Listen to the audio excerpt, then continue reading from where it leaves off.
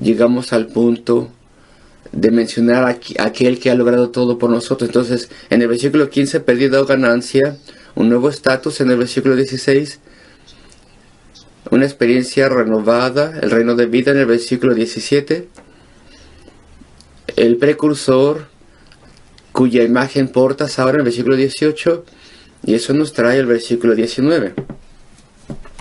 Y si vemos el versículo cuidadosamente, hay otro punto aquí que se enfatiza: porque así como por la desobediencia de uno los muchos fueron constituidos pecadores. ¿Puede enfatizar constituidos?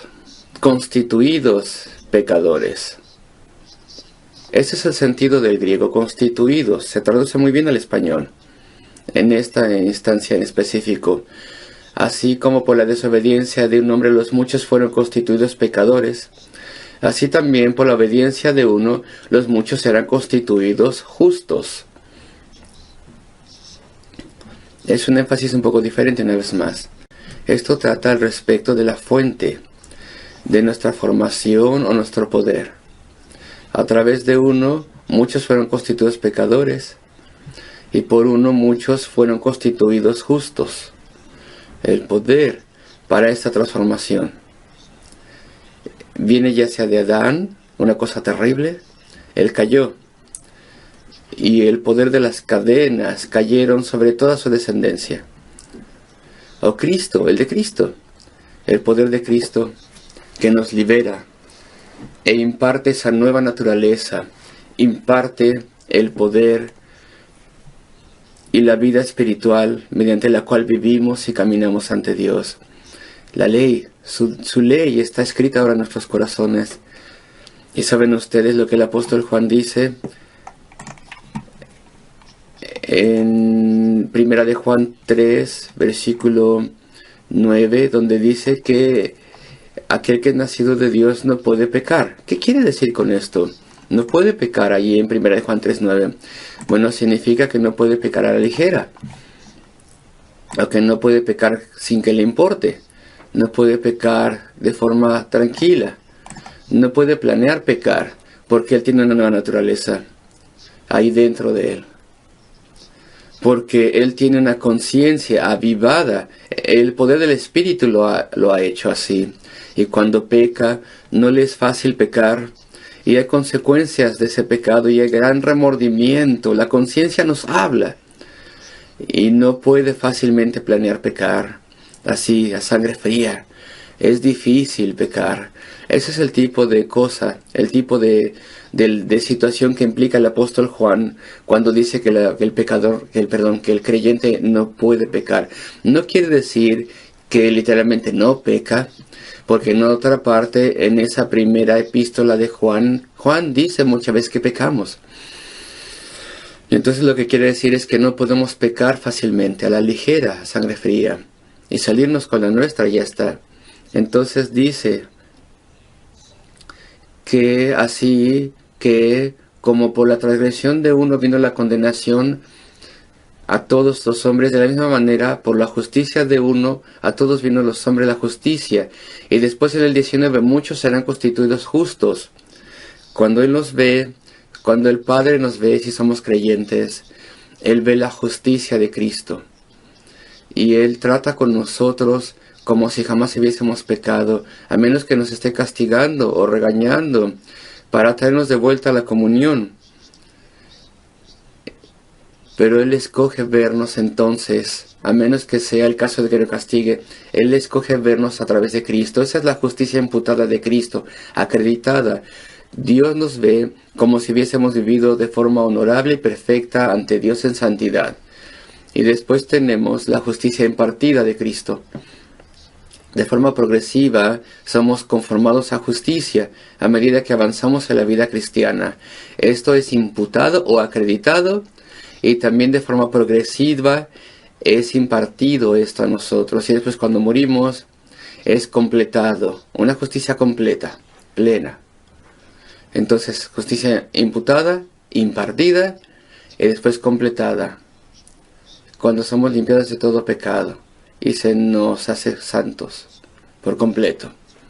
Y este versículo 19 trata respecto del poder y la fuente que nos transforma y nos afecta, para bien. Así como por la desobediencia de un hombre los muchos fueron constituidos pecadores. Y no hay escapatoria. Antes de venir a Cristo y antes de ser convertidos, mientras más intentamos mejorar, más fallamos en algún otro aspecto. Estamos encadenados y condenados, hay un poder sobre nosotros. Sin embargo, a través de la obediencia de uno, los muchos serán constituidos justos. Así que es la fuente del poder en el versículo 19. Entonces, en el versículo 15, resumiendo, muerte a vida. Pasamos de muerte a vida, de pérdida a ganancia. En el 16, tenemos nuestro estatus legal.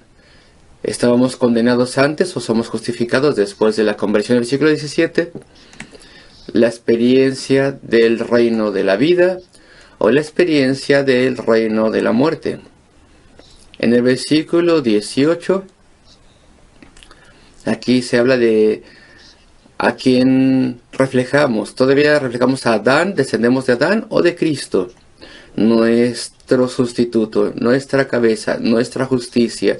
El versículo 19, de dónde viene el poder que nos da la nueva experiencia y el nuevo estatus legal. Pues entonces, pues viene porque somos hechos justos, recibimos una justicia imputada, acreditada y una nueva naturaleza y toda la ayuda del Espíritu Santo. Entonces, parecen ser diferentes aspectos a medida que el apóstol Pablo está hablando del mismo punto en gran escala en estos versículos, pero hay un sabor, por así decirlo, distintivo, diferente en cada uno que estamos tratando de señalar en estas categorías. Y ahora llegamos al versículo 20.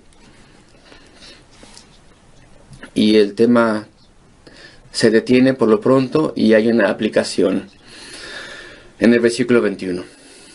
Versículo 20. Por la ley se introdujo, pero la ley se introdujo para que el pecado abundase, mas cuando el pecado abundó, se abundó la gracia. ¿Y acaso eso no nos confunde? El versículo 20, la ley empero entró para que el pecado creciese, lo que significa que la ofensa creciese. Vino la ley, pongamos esto en plural. La ley se introdujo con Moisés, ahí Dios publicó su ley, los 10 mandamientos, y todas las explicaciones detalladas de los 10 mandamientos, y después la ley ceremonial. La ley se introdujo, la ley moral, digámoslo así, de modo que las ofensas, los pecados creciesen. La ley hizo que aumentase los pecados de los hombres. Eso es lo que el apóstol Pablo está diciendo. Sí. La introducción de la ley no mermó el pecado, sino que lo aumentó. ¿Hay alguna falta en la ley, ya que tuvo el efecto de aumentar el pecado? No. La falta no está en la ley, la falta está en el hombre. ¿Y cómo la introducción de la ley hace que aumente la cantidad de los pecados? Bueno, dos cosas les explico. Lo primero, no aumentó el pecado, pero el segundo punto sí lo explico. Lo primero, la ley, es como un lente de aumento. Un lente de aumento. Examina al hombre y vemos que es mucho más pecaminoso de lo que uno pensaba que era al principio. Uno pensaba que un pecado de desobediencia a Dios fue la caída. Sin embargo, la ley muestra a detalle cuántos grandes pecados hay y fueron incluidos en ese primer pecado en la caída del ser humano. Y la ley es un lente de aumento y muestra toda la indignidad y la pecaminosidad de los seres humanos, sin aumentarlo. Pero al mismo tiempo, el punto número 2, la venida de la ley, la introducción de la ley sí aumentó la cantidad de pecados. Y es muy simple ver cómo. Para empezar,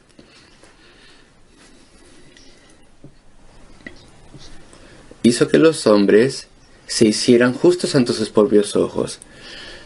Veían esas partes de la ley que ellos pensaban que podían guardar, pero era un engaño, y se jactaban con ello, y cubrían, y no querían ver las partes de la ley que habían roto. Entonces podían jactarse e imaginar que eran justos ante Dios. La dádiva de la ley, que tendría que haberles dado convicción y tendría que haber hecho que los hombres y mujeres se humillaran ante Dios y vieran el verdadero mensaje de Dios, que tienen que arrepentirse y recibir la salvación gratuita y libre, tuvo el efecto de aumentar su orgullo, así que agregó a sus pecados el pecado de ser justo ante sus propios ojos cuando vino la ley. Entonces muchos de los judíos, los escribas y fariseos en el tiempo de Cristo, se enfocaban no en la ley moral, sino en la ceremonial. Y decían, porque hemos guardado cada detalle pequeñito de la ley ceremonial, entonces tenemos un estatus ante Dios. E ignoraban la ley moral por completo prácticamente. Y ese es un ejemplo grande de que alguien sea justo ante sus propios ojos. Y la ley hace que las personas sean peores en muchas formas. Nos hacen peores. Por ejemplo, pecamos y después agregas a tu pecado otro pecado justificando el pecado o dando excusas por el pecado. De modo que la ley tiene el efecto de crear más ofensa. Y hay otras formas en las que se puede demostrar esto, pero la ley fue introducida para que el pecado abundase, para que se mostrase que el pecado está malo como es, para que el pecado creciese y a través de la autojusticia llevase a que las personas cometiesen mayor pecado ante Dios. Y hay otro enunciado, la segunda parte de hecho de este enunciado que nos gusta más, estoy seguro. Mas cuando el pecado abundó, versículo 20, segunda parte, sobreabundó la gracia. La gracia fue mucho más grande que el pecado, en todo sentido, más grande que las obras. La gracia cancela el pecado y sobreabunda. No solamente cancela el pecado a través de la muerte redentora de Cristo, sino que nos da una nueva naturaleza y nos hace mejores personas. Y en última instancia nos hace personas perfectas a medida que pasamos a la eternidad. La gracia es mucho más rica y maravillosa que el pecado, porque cancela el pecado y entonces pone una estructura nueva en el carácter. Quita la ira, la gracia, y sana y renueva. La gracia nos da vida y poder y amor por Dios, y nos da vida eterna. Donde el pecado abundó, sobreabundó la gracia. Versículo 21. Vean estas palabras. Para que así como el pecado reinó para muerte, así también la gracia reine. Vuelve el tema que teníamos por la justicia para vida eterna mediante Jesucristo, Señor nuestro. Y entonces vemos cómo la gracia es mucho mejor que el pecado. El reino de la muerte va en declive y el de la vida avanza. ¿Qué cosa tan terrible fue que Adán pecase? Él desobedeció a Dios y todo se destruyó. Hubo como una especie de fuerza de gravedad y todo se colapsó. Y cuando Cristo produjo gracia, eso fue más difícil. Su tarea era una tarea cuesta arriba, no cuesta abajo. La muerte redentora de Cristo fue el logro más grande y la empresa más difícil en toda la historia del universo, la tarea más difícil, la obediencia perfecta de Cristo. A medida que Él se subordinó a sí mismo al Padre, al gobierno del Padre y voluntad, entonces el reino de la vida es mejor que el del pecado. Y venimos a la exhortación cuando termina el pasaje. Al principio, de hecho, del capítulo 6, ¿qué pues diremos? ¿Perseveraremos en el pecado para que la gracia abunde? ¿Esto es algo plausible, viable? Algunas personas piensan que es una buena propuesta, tan increíble como pueda parecer. Algunas personas dicen, bueno, la gracia es una licencia para pecar. Si podemos ser perdonados libremente, si podemos ser admitidos libremente al cielo, entonces podemos pecar. Bueno, no creo que nadie en esta congregación piense así, salvos o no. Pero sí podemos tal vez pensar una versión debilitada de esto. No me atrevo a pecar, de modo que la gracia abunde. No me atrevo a cometer pecados, confortándome de que no importa, voy a ser perdonado de cualquier forma. No creo que nadie aquí piense así. Pero nos acercamos mucho a este razonamiento cuando viene una tentación fuerte. Y entonces dejamos a un lado la conciencia y pensamos, no quiero hacer esto. Y nos rendimos y decimos, voy a ser perdonado. Ahora hay un pensamiento. Para salir de esta dificultad, tal vez debo decir una mentira piadosa y después le diré al Señor que me perdone. ¿Haces eso tú? Dices, voy a dejar que caiga, voy a caer en este pecado y voy a después pedir perdón. Es casi lo mismo, ¿no? Es así, piénsalo. ¿Qué diremos entonces? ¿Qué diremos pues? ¿Perseveraremos en el pecado para que la gracia abunde? En ninguna manera, de ningún modo, que nunca sea así, que Dios nunca lo permita. ¿Cómo nosotros que estamos muertos al pecado viviremos aún en él? Podríamos leer esta frase en el versículo 2 de dos formas. ¿Cómo viviremos aún en el pecado? ¿Cómo podríamos vivir aún en pecado? Nosotros, entre todas las personas que tenemos tan grandes privilegios, que hemos recibido salvación libre y gratuita y vida y una nueva naturaleza, somos ciudadanos del cielo ahora. ¿Cómo nosotros cómo podemos pecar? ¿Cómo nosotros, que hemos recibido tal fortaleza y capacitación de Dios, nosotros que estamos muertos al pecado, qué enunciado tan inmenso, muertos al pecado? ¿Qué significa estar muerto al pecado? ¿Acaso significa que no pecamos? No. El apóstol Juan lo usa en Primera de Juan. El apóstol Pedro lo usa en Primera de Pedro. Esta noción de que somos muertos al pecado.